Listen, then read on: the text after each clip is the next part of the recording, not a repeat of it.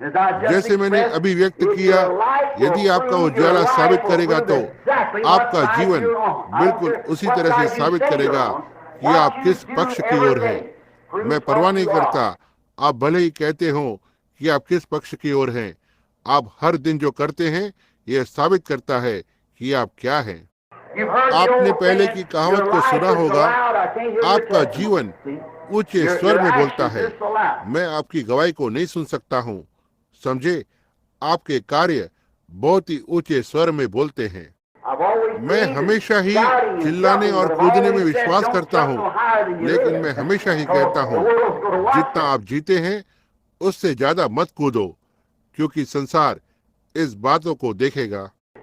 आपने देखा, आपको उतना ही कूदना है जितना आप जीते हैं, इसलिए क्योंकि कोई तो आपको देख रहा है।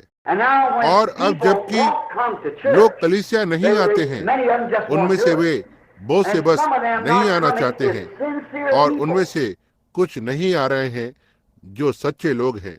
उन्होंने कलीसिया में बहुत ही भ्रष्ट बातों को देखा है, इतना तक कि वे इसके साथ कुछ संबंध नहीं रखना चाहते। और हम इसके लिए बहुत सी बार खुला विचार रखते आए हैं।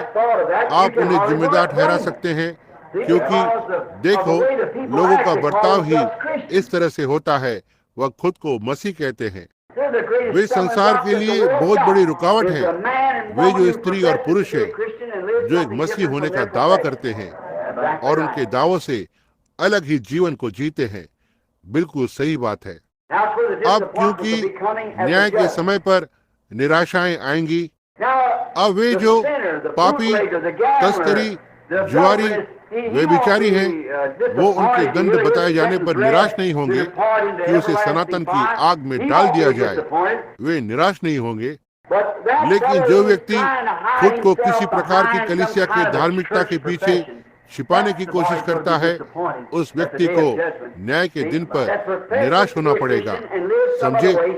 जो एक मसीह होने का दावा करता है और किसी और तरह के जीवन को जीता है, ये उसके लिए अच्छा होगा कि वो आरंभ से ही किसी और तरह का कभी दावा नहीं किया हो और बाद में कोई अलग ही जीवन को जीना आरंभ करे, क्योंकि वह हमारे लिए सबसे बड़ी ठोकर है। क्योंकि वो दावा करने वाला है, वो कहता है कि वो एक मसीह है और किसी और ही प्रकार का जीवन जीता है।